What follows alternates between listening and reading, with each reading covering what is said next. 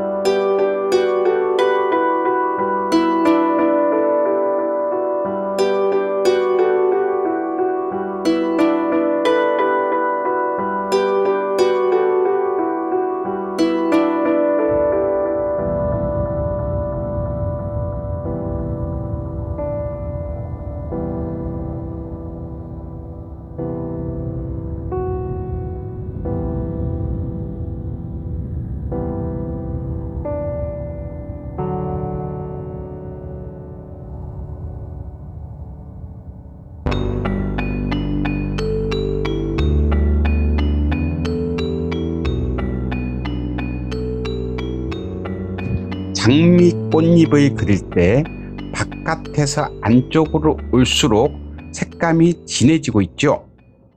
그 이유는 꽃잎들이 겹쳐 있기 때문에 빛에 투과되는 부분이 적어집니다. 그래서 겹겹이 쌓인 곳들은 당연히 어두워지겠죠. 그 부분을 명심하시고 바깥의 꽃잎과 안쪽 꽃잎에 구분되는 것들 여러분들은 잘 보시고 관찰해야 될 겁니다.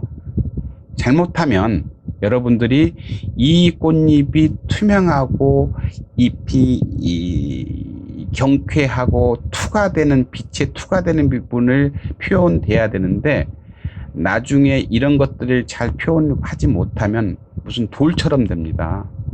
이게 가죽처럼 돼요. 그러면 살아있는 장미가 아니라 무거운 장미, 막 쏟아질 것 같은 장미로 변해버려요. 즉 수채화에서 가장 큰 장점은 투명하고 깨끗하다. 그렇죠? 유화는 묵직하고 중후하죠. 그렇죠? 그 기름으로 그리기 때문에 이건 물로 표현하는 겁니다. 그래서 물에 이 특성이 잘 나타나도록 수채화를 표현을 해야만 그 수채화의 장점을 살릴 수 있는 거죠. 이 장미에서 빛이 투과되는 부분에서는 어떻게 물감 농도를 조절하고 꽃잎이 겹겹이 쌓여 있는 부분은 어두운 부분은 어떤 색이 들어가는지 여러분들이 유심히 관찰해야 될 겁니다. 어둡다고 해서 검정색이 들어갈 수는 없죠. 자, 잘 보시면서 관찰하시기 바랍니다.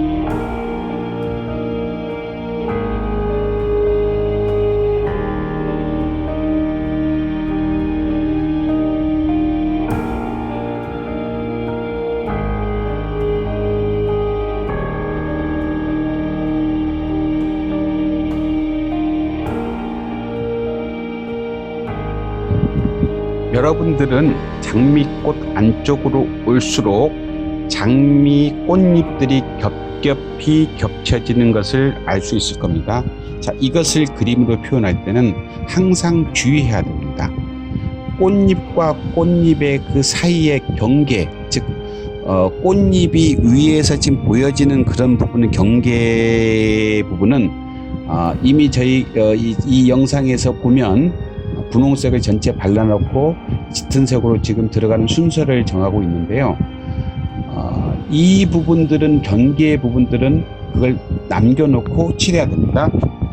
이 영상에서 보시듯이 이 영상에서도 최대한 날카롭게 하면서 그 겹겹이 쌓여진 그 층 두께감을 지금 남겨놓고 칠하고 있죠. 그게 정말 중요합니다. 만약 이것까지 다 망가져 버리면 이 장미꽃은 망한 거나 다름없습니다. 그러니까 처음에 칠할 때 이 부분은 세필로 정교하게 남겨두셔야 됩니다. 그래야 여러분들이 장미 겹겹이 쌓여진 부분이 표현될 수가 있어요. 꽃잎의 두께감, 이게 여기서 포인트인 거죠. 꽃잎의 두께감 여러분들 명심하시고, 이것이 장미의 생명이니까 이 부분은 반드시 지켜주면서 어떻게 그 선을 남기고 하얀 부분을 남기는지 그 부분은 정말 잘 관찰하시고 여러분도 반드시 꼭 실천해 보세요.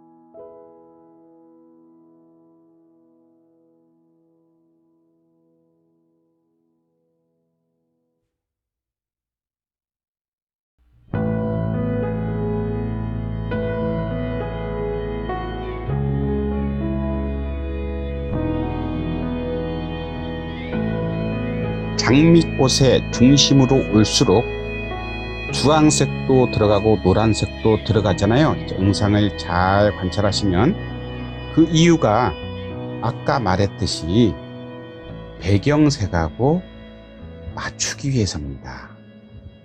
사진에는 절대 이런 색이 없었어요. 그런데 배경색 노란색이 있죠. 저 오른쪽 보면 그 나뭇잎도 약간 그 갈색 부분이지만 주황색하고 갈색하고 같은 종류이기 때문에, 자, 꽃과 배경을 한번 같이 보세요. 그러면 혼연일체가 돼서 조화롭죠. 그죠? 이게 배경과 장미의 주제와 혼연일체가 되도록, 시선이 조화롭게 되도록 하기 위해서 노란색과 주황색을 집어넣은 겁니다. 실제 사진에는 모두 핑크색이에요. 그런데 여기서는 지금 그 집어넣으니까 사진하고 다르게 야리꾸리 하면서 뭔가 막 쎄하면서 좋죠. 그리고 배경하고 장미하고 동떨어진 느낌이 없잖아요. 그죠? 네. 그래서 주황색과 노란색을 여기다 중심부에다 바르는 겁니다. 만약 여기에 이런 색이 아니고 어두컴컴한 색이 들어간다라고 했을 때는 장미는 안쪽이 썩어 있는 거예요. 그래서 이런 부분에서는 여러분들이 이 영상을 보시고 여러분들이 나도 이런 색으로, 나는 한번 이런 색으로 해볼까? 나는 연두색으로 해볼까? 뭐 상관없습니다. 왜? 뒤에 연두색이 있기 때문에. 그러나 여러분들이 직접 연두색을 하는 것과 주황색, 노란색, 핑크색 같이 하는 것을 여러분들이 한번 동시에 해보시면 이제 이 그림이 난 이런 그림이 마음에 드네. 그 마음에 와닿는 그림이 좋습니다. 그래서 여러분들 꼭 제가 하는 방법이 아닌 다른 색감을 써서 한번 그림을 연습해 보는 것도 여러분들에게 많은 도움이 될 겁니다.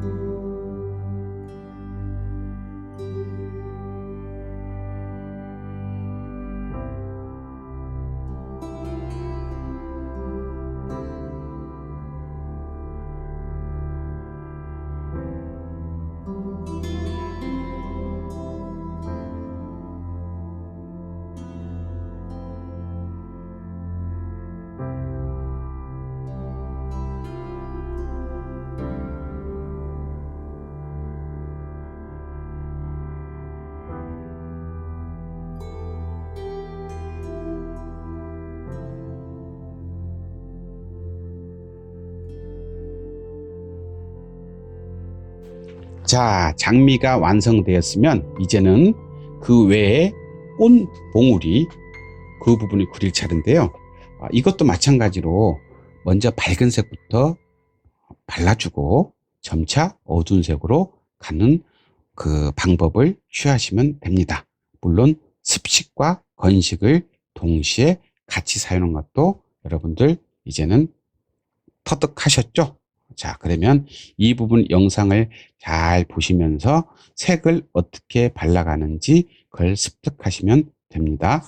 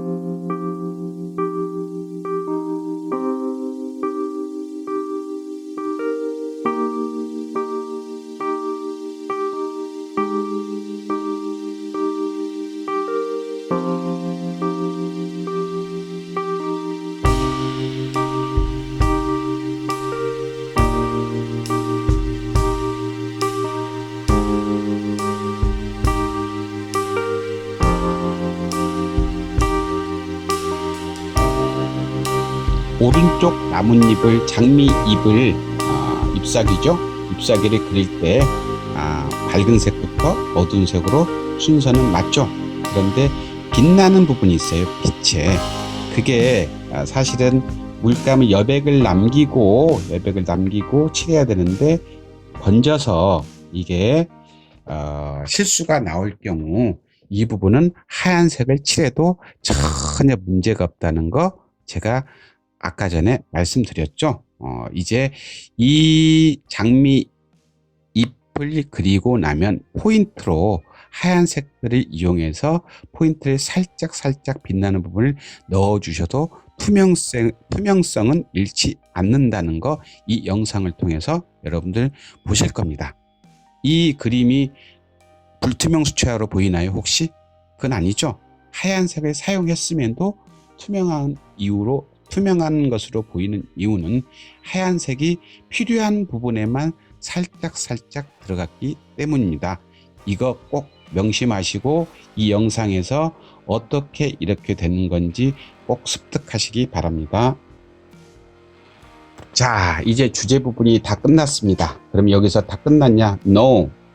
이 주제 부분하고 배경 부분을 다시 한번 점검을 해서 배경 부분이 좀 더 어두워야 되는 부분들이 있어요. 그런 부분들은 당연히 어둡게 해서 배경을 최종 마무리하게 됩니다. 자, 그런데 주의할 점이 하나 있습니다. 이미 배경은 말랐죠. 그런데 이 배경을 칠할 때는 습식을 이용했는데 마른 뒤에 칠하면 건식이 돼요. 자, 그러면 조화롭지가 못하잖아요. 여기에 갑자기 터치가 팍 나와버리면. 그러면 이것도 방법이 있지요. 뭐냐? 먼저 칠하고 나서 혹은 물을 살짝 바르고 나서 물과 그 경계선 터치 있는 부분은 닦아주면서 자연스럽게 번지게 하면 이 조화로움을 그대로 유지할 수 있습니다. 그러니까 놀라지 마시고 이 먼저 붓을 칠하고 약간씩 물로 흡수시키고 닦아내면서 또 습식도 같이 이용하면서 색감을 어두운 곳은 어둡게 들어가면 훌륭한 작품을 마무리할 수 있겠죠. 자, 여기서는 배경을 칠할 때는 밝은 색이 들어가는 게 아니라 어두움을 처리하는 데 부분에서 마무리를 하는 겁니다. 자, 여기까지 여러분들이 오늘 배우신 것은 빛이 앞에서 옆에서 들어오는 게 아니고 뒤에서 투과됐을 때 어떻게 표현되는지, 습식과 건식을 어떻게 조화롭게 할 수 있는지 이 영상을 통해서 여러분들은 많이 습득하셨을 줄로 믿습니다. 자, 그러면 오늘 영상은 여기까지 여러분들과 이제는 헤어져야 될 거고요. 당분간 제가 장미를 두세 점을 더 할 겁니다.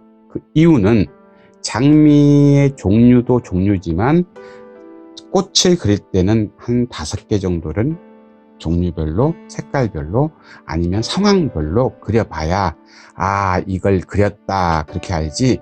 이 꽃을 오늘 하나 다 배웠으니까 오케이 라고 해버리면 좀 배울만 한데 다른 꽃으로 넘어가는 경우가 돼서 복습도 안 되죠. 그래서 여러분들을 위해서 장미꽃도 물론 좋아하는 사람도 있겠지만 또 싫어하는 사람이 있으려나? 그건 뭐 어쩔 수 없고 어차피 처음 장미꽃을 선택한 이상 상황을 좀 다르게 해서 2개, 3개 정도를 계속 영상을 올릴 예정입니다. 여러분들 끝까지 지켜봐 주시고 그리고 집에서 이게 별도로 한번 연습을 뭐 시간이 없으신 분도 계시겠지만 그래도 이왕 영상을 시간 내서 보신 거니까 한번 연습을 한번 해보셔도 좋을 듯 합니다. 그러면 다음 장미 또 기대하면서 여러분들 코로나 조심하시고 일주일 동안 건강하시기 바랍니다. 감사합니다. 지금까지 조동아리 30년 꼬북 선생이었습니다.